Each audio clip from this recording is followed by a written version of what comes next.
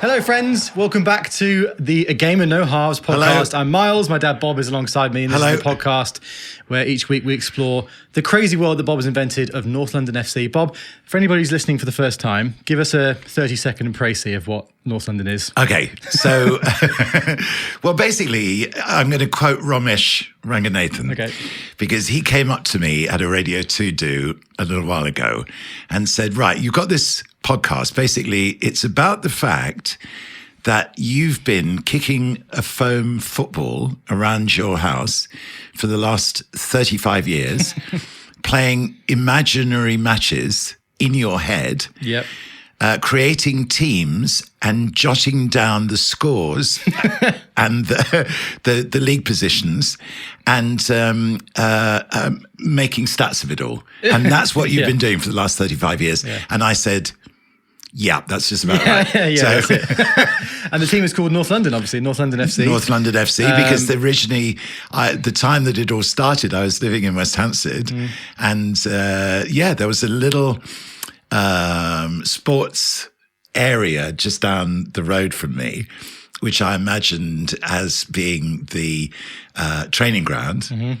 And down in Swiss Cottage, there was a huge new development going on, which is now behind Swiss Cottage Station, which is the supermarket and everything else, which I imagined to be the building of our brand new stadium. So that's how come, there we were in the heart of North London, so North London FC. North London FC was born, and this podcast is exploring the last, we're not going back quite as far as 35 years, are we? I think we started in the early 2000s in terms of the way the stats are, but the stats do go back that far, demonstrated by the fact that Bob is holding the overall scorers list in his hand right now, and also to my right-hand side, for those of you that aren't watching, I have the cardboard box, which is heavy, which is about to break. Listen to this. This is a box full of typed out statistics of North London that go back all that way. Yeah. And each episode we're kind of going through it and explaining a bit about the club and everything. So I'm going to plop this back on the floor. Jesus. See, the more we think about it, the more bonkers it gets. Yeah. And the thing is, Miles, one of the things that's I'm wrestling with a problem in my mind at the moment. Okay. In general, in my life, because I've got slightly behind with this season with North London. Yeah. And so I've been frantically playing matches to try and catch up. Yeah. I mean, you should not be allowed to put a team through 3 matches in 4 days.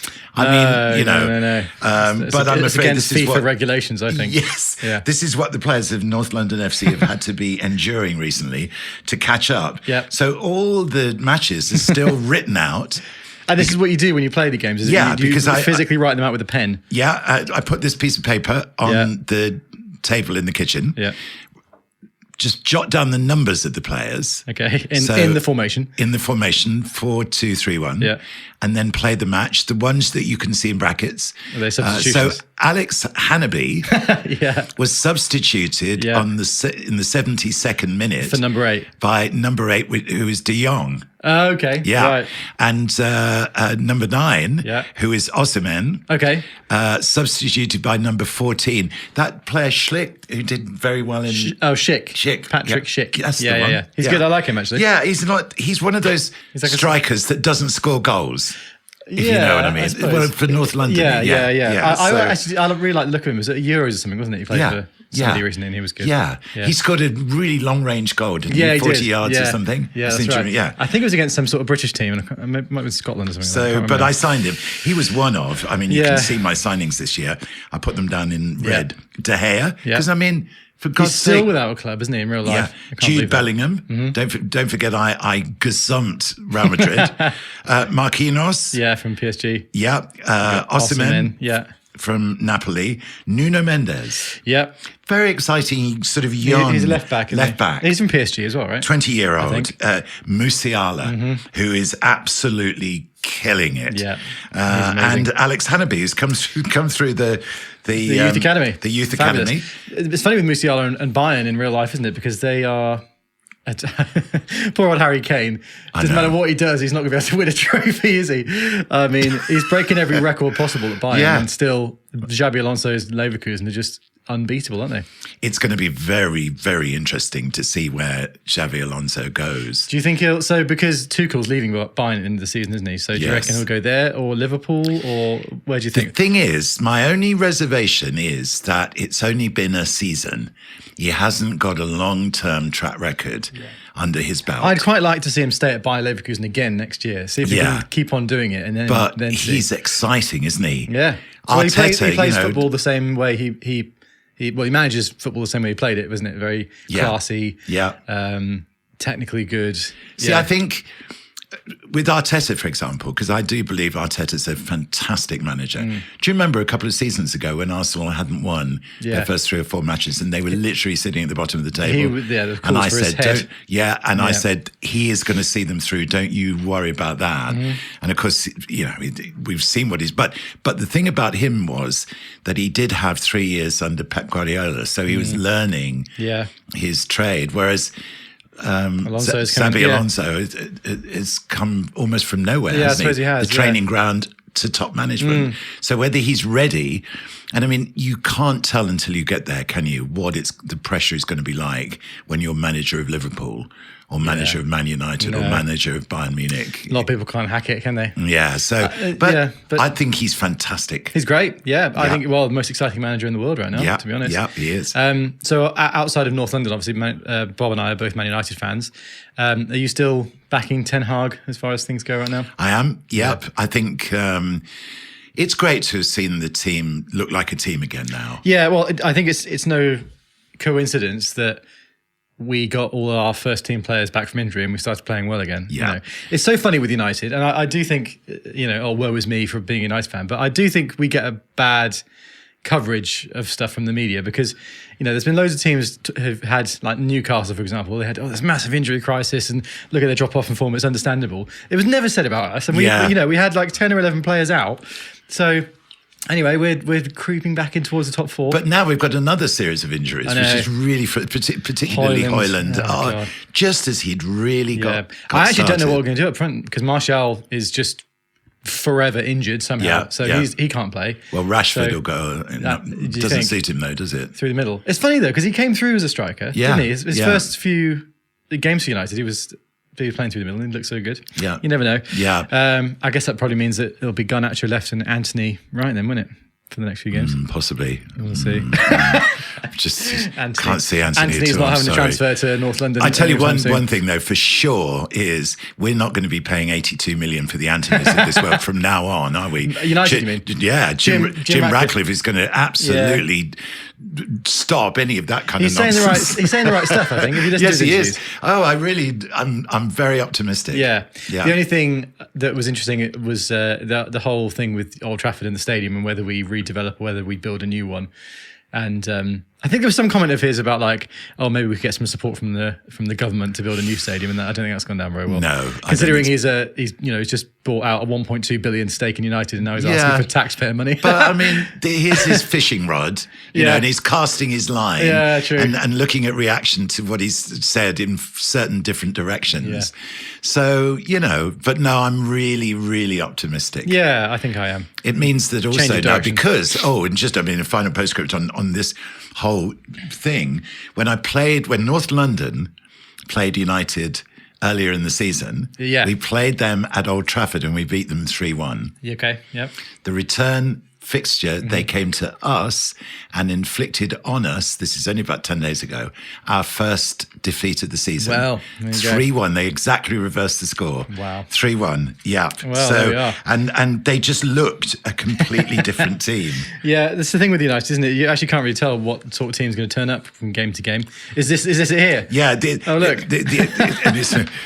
Bob's illegible handwriting. This is the thing. I can't even make out what most of that says. I've got so many of these to transfer now onto my PC. Oh. It's about a 2-day job. This is what you do then. You play a game, you write it out as it happens, and then you take your look at that, muddled notes and translate them into actual documents on a computer, right?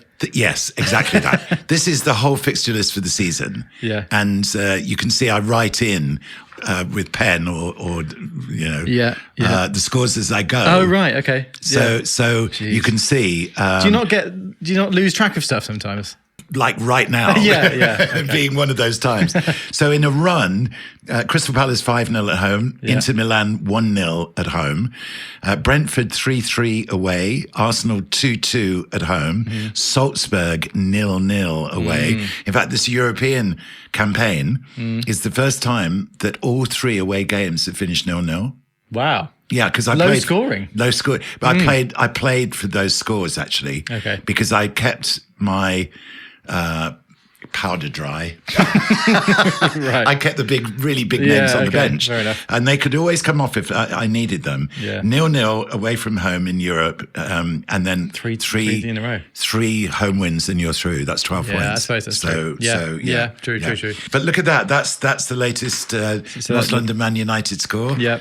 So who scored for North London? Jude Bellingham got that goal. Yeah, and Højlund got a couple for them. Yeah, speaking of work, actually, I've just got back from Stockholm. I run a social media thing I've mentioned on here before called Expired Film Club, where I now predominantly shoot sports on old film, 35mm film and stuff. Yeah. And it was really fun. So I flew to Stockholm with Dylan Harris, famous left winger from North London. Yes, one of our top scorers. In fact, our top Premier League scorer. Is he? Yes. Well, there you go. I'll come back to this in a second. Okay. Me and Dylan, twice a year, do a trip to somewhere in Europe where we can find really cheap flights and there's a football game happening. So he booked us to go to North Macedonia for this February. But then I got contacted by a brand called ProDirect Soccer, who are like probably the world's biggest online sort of football merchandise and kit and gear store. Yes. And they said, basically AIK in Sweden, or AIK, as we learned they were pronounced when we were there. Okay. They do a special thing each year where they bring out a special edition kit that looks like kits of the past. And this year is the 100th anniversary of the Allsvenskan, which is the Swedish first division. And they've been in the first division for every year since it was founded 100 years ago, right? Whoa. So, anyway, ProDirect contacted me and said, basically, this year, AIK are doing a special edition kit to celebrate the centenary of the Allsvenskan that looks exactly like the first kit they ever wore in the league. So no sponsor. It just had big letters that said AIK on the front and like big yellow cuffs with a yellow collar. And they said... Sounds like my kind of kit. Yeah, it was very cool. And they released a very limited amount of these shirts available on the AIK store and on ProDirect Soccer's store, right? So they said, can you come out and shoot the game and the kit using one of your 100-year-old film cameras? And so I said, hell yeah, I will. So the thing is, that game, they were playing another Swedish team in the second division in the cup. And it was the exact same day as the game that me and Dylan were going to go watch in North Macedonia. So I said, I'll come, but is there any way you can fly my brother out with me to help me? Yes. And then rather than fly back to London, can you then fly us to Skopje in North Macedonia? So me and Dylan flew from London to Stockholm. And they said yes, and they said yes. That's brilliant. And we shot the game. Right. And it was great. They won 3-1. And then after the game, we had just about enough time to go grab a burger and watch the first half of Man United Luton in the bar. Yes. Straight to the airport. Flew from Stockholm to Skopje and then spent 3 days in North Macedonia. And now here we are. Well, what you were effectively watching when you were watching Man United Luton, because don't forget, I take Luton's... Yeah, so you've replaced Luton in the Premier League. So I've replaced Luton in the Premier League. Was it 3-1? It was 2-1, wasn't it? Well, in my case, it was a 3-1 loss. Yeah. So you would have been drowning your sorrows in beer. Yeah. But so that was great. There was the one moment that the club really wanted me to do. I've got this camera, which I featured on my socials. It's from 1897. This camera, so it's 127 years old. Crazy, and it still works. And I've got adapters that I can use. Modern film that's still available that can fit in it. So the club really wanted me to exactly replicate the team photo that they took 100 years ago with this 100-plus-year-old camera. And this camera is completely manual. It's got big red bellows that you move in and out on a rail, and there's a little metal arrow that points to how far away in feet you are focusing. So you can't tell where you're focusing, and you've got to move the thing. So me and Dylan set up before the game where I was going to stand and where we were going to line the team up. I set the focus distance to the right point, and then for the game, the teams walk out the tunnel, and then they were told to come over and stand in their line, set up like they were in the original photo for me to take a photo. My plan was I wanted to get one photo or two photos on the 100-year-old camera and then a backup one using a more modern SLR film camera so that I knew that I'd have something that was usable. Yes. But I set up the shot, took one photo, and then the goalkeeper for AIK was just like, all right, that's it, let's go. And I was just like, oh my God. So I took one frame, and luckily it came out, and we managed to exactly replicate the original photo. It's incredible, Miles. So we're going to show an image, aren't we, on the screen right now? Yeah. But where can people go to see more of these? At Expired Film Club, across all socials, that's me. Yeah. And what have I got coming up? This coming weekend, I'm in Huddersfield, shooting Huddersfield Town, training session and then a game.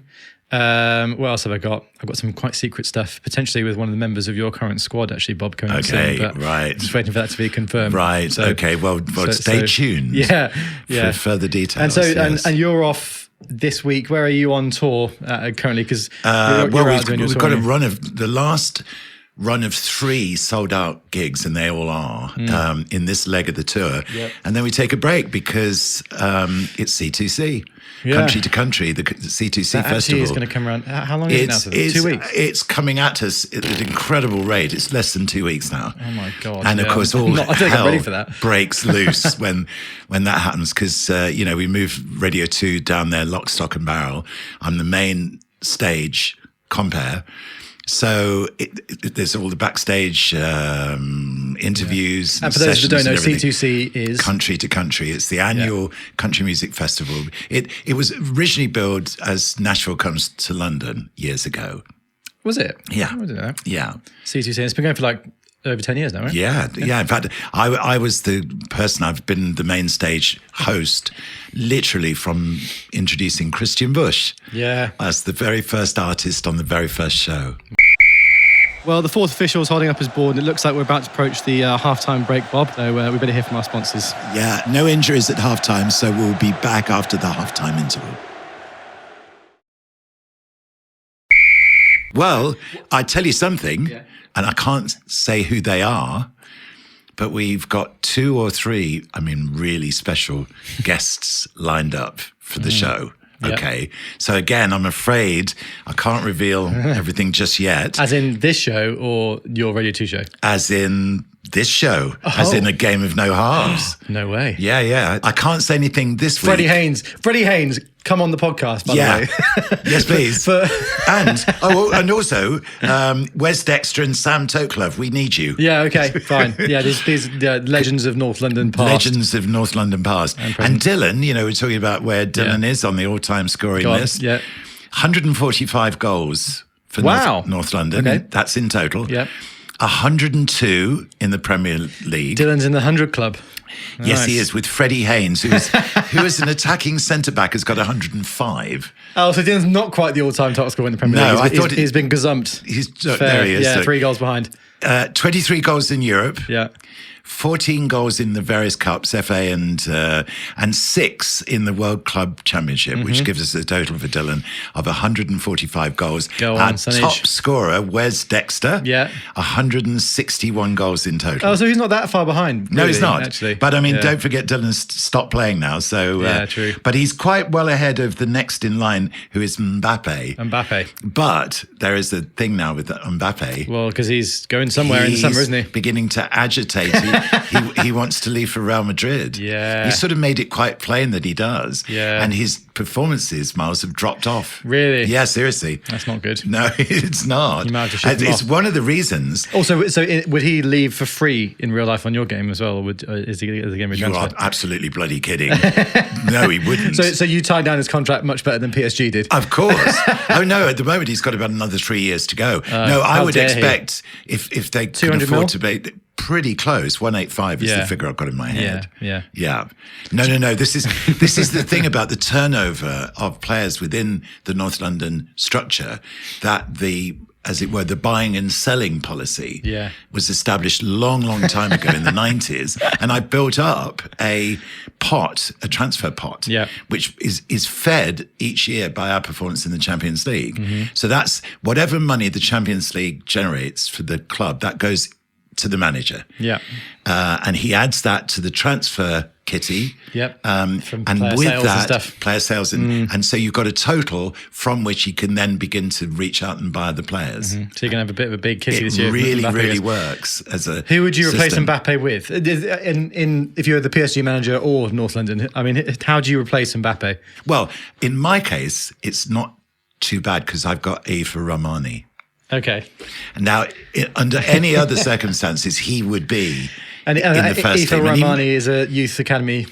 Eva graduate, Romani right? is a boy that I saw playing football on the green here in Steventon. Yeah. On the wing, he was on the left wing, and he was only about 16, 17, playing with all the big lads and everything. And he was nippy and he was great. Yep. So I thought, boom, I'm going to get He's him in. from my academy. He's come through the academy. He's come in. In any other team, he would be in the first 11. Yeah. But it's only Mbappe, actually, and Okay, so that's keeping him out. next year, if he goes, it's going to be his time to He'll graduate be and in. really Well, he's already scored a show lot up. of goals for the club anyway.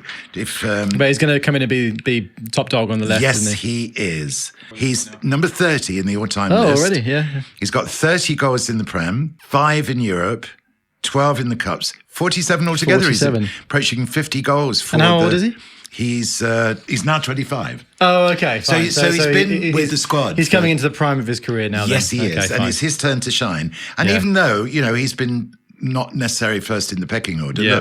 look, this season he's already made 13 appearances, and that was up to when I'd still got on top of the stats. So, yeah. Yeah. So last episode, Yes. we did a big World Club Championship, We did, didn't we? and you made some signings. So Right. going back this far to 06-07, because we went over the signings at the end of the last episode, and you've brought in players like Pirlo, Gattuso, Torres, Klose, Ribery, Marquez, and Cameronesi to the team. Not bad, hey? What a transfer window. Yeah, really. And if you notice, there are quite a few Italians there because I Yeah. think you've got to be careful that there's not a clique that develops in the changing room.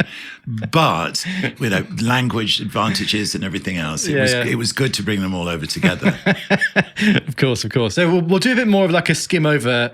We won't go through every single result of the season because we've been talking for quite a while already, I think. But just to say, Fernando Torres on his debut in pre-season against Northampton Town bags a hat-trick. Yes. So things are Town. looking good. Yeah. And in the opening game of the Premier League, it's a 5-1 win. Dylan with 2 goals. Yes. Torres and Pirlo both getting goals on their debuts as well. Yes. Along with Casaro in the 88th minute. So And this was an 5-1. away win. Away win. Wow. 5-1. Amazing. Has Freddie Haynes actually broken through into the team He's still now? on the bench. I think he's you're easing him in a bit, aren't you? Yeah. 'Cause Cannavaro and Marquez look to be the choice centre-back partnership. You'd be hard-pressed to displace them. Yeah. 2-2-1 wins in a row follow that. And then a 3-1 win over Bolton. Yep. You draw 0-0 with United. 3-1 away win against Wigan. I notice I haven't been making summaries of these. No, it's quite. It's quite bare of summary. It gets there. 3-0 win against Fulham as well. Freddie Haynes starts in defence there with Cannavaro, as he has done for the last 2 games, which means 7 games in, you're top of the league by 3 points. So things From above who? above Chelsea.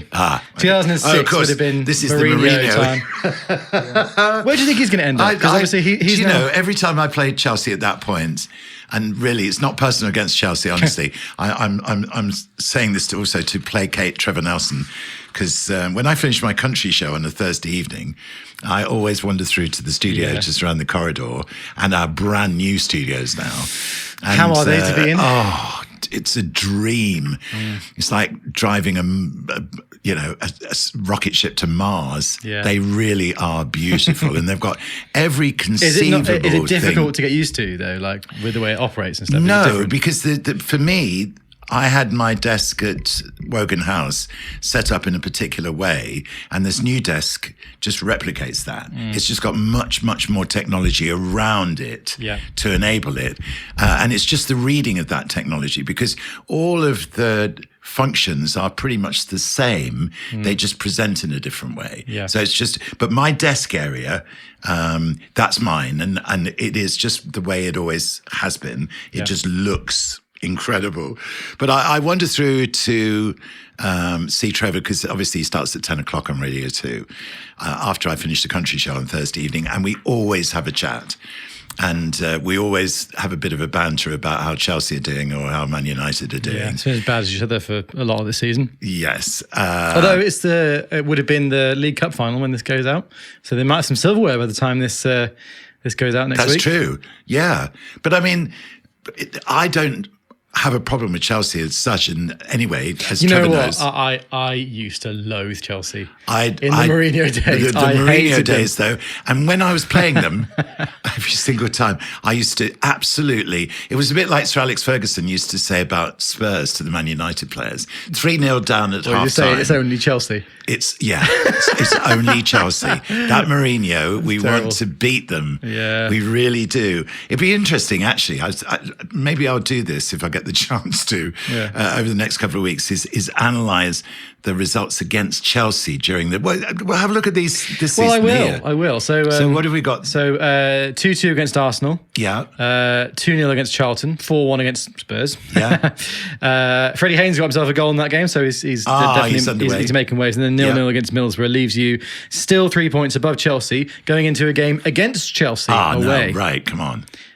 So I'll read the notes first of all. Okay. Chelsea squander 4 excellent first half chances. Right. And Klose scores 2 minutes after coming on as a sub. Yes. Which means it's a 2-1 victory for North London away at Chelsea. Drogba scored for Chelsea in the 70th minute, and then Klose in the 79th, and Kaka in the 86th. Yes. So it's a victory, which is great for the league table. Then 1-0 against Portsmouth, then 4-1 against Blackburn. Ian Giggs with a cheeky goal there. Which leaves you in second. Right. But you do have 2 games in hand over Man United, who are 5 points ahead of you. So it's actually really, so United are really mounting a good run in here. Yeah. Then it's 2-1 at home to Sheffield United. Ribery and Giggs produced best football of the match in the final 15 minutes on a wet pitch, which would have been this carpet right here. This carpet right here. Yeah. Wet pitch. It's been pretty wet today. It was hailing earlier, wasn't it? That was when I was over in the studio getting these stats to bring them back. And I was stuck in the studio for about 10 minutes watching it hailing. Yeah. No, actually, as we go through into the spring and the summer, and if the weather ever does improve in any way whatsoever, I can never remember it being this wet and grey without any sunshine for so long. It is February in the UK. No. You say that, but how many storms have we had this winter? Yeah, I don't think it's more than ever. And is it? Yeah. Record number of storms. I haven't been here for a lot of times. No, you haven't. You've been. I've been in freezing Stockholm. Yes, was so cold. By the way, got down to like -5 one of the evenings. Yeah, but we're thinking about doing a couple of the podcasts. Me and Mars, we take a game of no halves out onto the pitch outside, which is where through their childhood, Mars and Dylan and Ben, when he would come down, and Jamie would play around with the football, practicing skulls, kicks, practicing free kicks. In fact, I tell you what, speaking of skulls, this is the thing. So me and Dylan, we make it a thing every time. So we've got a fairly big size football goal in the garden here at Bob's house, which we have done for forever, basically. Yes. And we make it a thing every time Dylan's back, because I only live about 15 minutes from here and he lives in London. Whenever he's back, we always, every time we see each other, try to replicate the Paul Scholes volley against Bradford in like 2000, which was it was a Beckham corner that he just pinged out, and Scholes was, I reckon, on like the edge of the D on the box, and it hits it on the volley first time, and it swerves away from the keeper and kind of into the right-hand corner. I'd say like maybe about a third of the way up the goal. If that makes sense. Yes. And I reckon we've tried this. It must be going into thousands of times now, and we've never recreated it perfectly. But I did get very close one time, and I've got a video of it in slow motion, so I'll put it on our socials. Oh, that's a good idea. You can tell me how close you think I get. Yeah, to the really. Goal. Bearing in mind that before and after that, I would have belted it about 15 miles over the bar regularly. Yeah. But I mean, you're playing football now still, aren't you? Yeah, I play 3 times a week now. Yeah. 5-a-side when I'm not travelling anyway. Yeah, it's good. I actually scored a Paul Scholes-esque the other day. On a Monday night, corner was played and it was headed out, and I was just waiting on the edge of the box and hit it on the volley, and it kind of, I sort of hit it with a bit of the outside of my foot slightly, and it curled in and just kissed the post on the way, and it was. Yeah. Well, you see, the thing is though that the real Miles Myersko Harris, as opposed to this hologram that's sitting here, is now way into his 40th year, and too old to play. Sad. I mean, to be fair, I feel that now my knees are screwed. I'm turning 32 in June, so I guess I'm approaching the swan song of my career either way. But 5-a-side, I can just go on you forever. can. And so Ben is going to come down over the next couple of weeks. My oldest son Ben, because Ben was actually at the start of all of this. Yeah. Well, is he still in the squad at this point in 06-07? No, I think he left or retired, didn't he? Yes, he did. Yeah. So Ben's no longer in the squad. In the 90s, when this was really gathering pace, bearing in mind it does go back further than that, but I mean that's deep into the past. How all of this gradually came back, but the matches began to take place in the mid 90s, and Ben was very much a part of that embryonic development of North London FC. I know. It's good to get his insight. And I tell you, he's absolutely bursting to come down and share. We're going to do that more and more. I'm going to get guests on. Ex-players who play for North London are going to come on and tell us about their times, and also other Freddie Haynes, where are you? I know, and also other people, friends might come on and give their 2 cents on what we're doing. So approaching Christmas in the Premier League, 2-1 victory over Sheffield United, 4-1 victory over Man City. This is just before they kind of started to get good again, wasn't it? 1-1 against Reading. At home, difficult game, wet pitch, team tyres after bright start. And then a massive 3-0 victory away at Anfield against Liverpool. Quick tempo, sharp passing, brilliant goals, best performance of the season, according to you, which puts you top of the table, 2 points ahead of United and 4 points ahead of Chelsea in third. See, when I was kicking the football around like that and was very fit, because I was doing a lot of other fitness training as well, I really could ping the ball around at some speed. And of course, the quicker you start to ping the ball around, the faster you're cutting through the opposition. So when that was happening at its best, I could kind of feel it and know that this performance was something special. I mean, it's ridiculous, isn't it? But, it's a bit like when you get in the zone on FIFA, I suppose, isn't it? Anyway.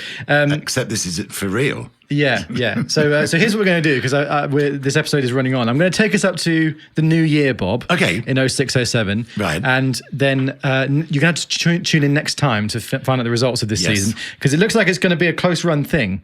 3 games left before the new year. Right. 1-1 draw away at Newcastle. It sounds like you could be playing today, to be fair, because it was a windy, wet pitch. Right. Team only come to life after Newcastle goal, produced brilliant football to rescue a draw. Yes. Who was the scorer there? Freddie Haynes in the 89th Freddie minute. Haynes, he's coming in now. He really is. 3-0 at home to Arsenal, massive win. Casaro, Pirlo, and John Carew I think it must be his first goal of the season. Right. Needed another great performance and got one in dreadful conditions. It must have been a horrible December this year in 2006. A bit like now. Do you reckon that 2006? That wasn't the flooding, was it? Yes, it was. It was that. Yeah. Yes, it was. Because was that it would have been. Well, it was 2007, the actual floods, in the summer. But that winter had been horrible. Yeah. And it was like now the water table was so high that when the rains came in the summer, Truck Festival got washed through, didn't it? Well, because Steventon, the village, you come down the hill and it was like just waterfall, basically. Gee, we had a lovely big old clumpy Volvo four-wheel drive that just went through everything, didn't it? Yeah, it did. Snow, rain. Yeah, anything. Flooding, whatever, we can get through it. And then the final game of 2006 against Wigan Athletic at home is a 2-0 win. Pirlo and closer. Loose performance earns vital win. Wigan hit crossbar and missed 4 clear chances. Super sub closer scores 9th Premiership goal. Wow. So that's where we are then. So our position in the table. Then. So you are actually second by a point, but you've got a game in hand over Man United. So they're on 54. You're on 53 with a game in hand. Chelsea back from you on 48 without a game in hand. Right. So if you win that, you go a point clear of Manchester United. Yes. In terms of the 2006-2007 season, you'll have to join us next time, folks. Yes. To hear how things get on. Yeah. We'll go into Europe as well and summarise what happens in the Champions League, and if there are any January signings. So in the 23-24 season, the present day, you're top of the league. We are currently top of the league because having done relatively badly last season, I'm determined to get us back on track. Yep. So we are in the last 16 of the Champions League. Well, we're in everything at the moment. Yeah. We haven't been knocked out of the cup Do you think Arsenal are going to overcome their 1-0 first leg defeat against Porto in real life? That was a shock, wasn't it? Yeah, no. I think they will. I think it'll be 3-0, 3-1. I think that, you're talking about sort of playing for a 0-0 draw. It sounded a bit like that's what they were doing to me against Porto. I was listening to it on my way back from wherever the hell I was. Where was I? From Wales. That was with all due respect to the Welsh, and I'm half Welsh. That was relatively mundane. Do you know why I was in Wales? Go on. I was appearing on another podcast to do with cameras in my Expired Film Club life, and the camera that if you're watching, you are watching through right now is the very camera that I came back with. I've got Bob. If you Wow. want me to really geek out, it's a Sony A7C II, and I'm in love. Okay.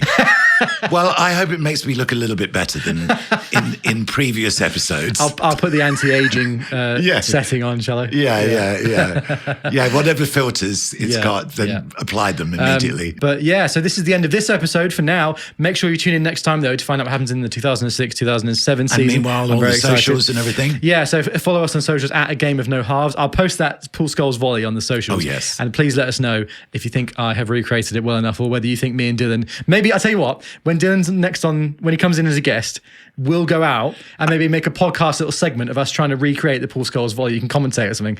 Brilliant. And we'll see if we can do it, as long as the weather's Yes, okay. yes. Yeah, so we'll try and recreate the Pool Skulls moment and see That's if a we can great get that done. Yeah, please follow us on socials at A Game of No Halves. If you're enjoying the podcast, please rate us 5 stars and subscribe wherever you get your podcast. It would really mean a lot. Yes, it would. Do you have any final comments, Bob, for anybody before we No, before we leave? but stage by stage, you will see over the next few weeks the guests coming into the show, Yeah. and a general kind of expansion of us into the garden, skulls like volleys. So yeah, just keep with us, and I know you're going to really enjoy it. Yeah. Thanks for listening and watching, guys. We'll see you soon. Okay, bye-bye. Bye.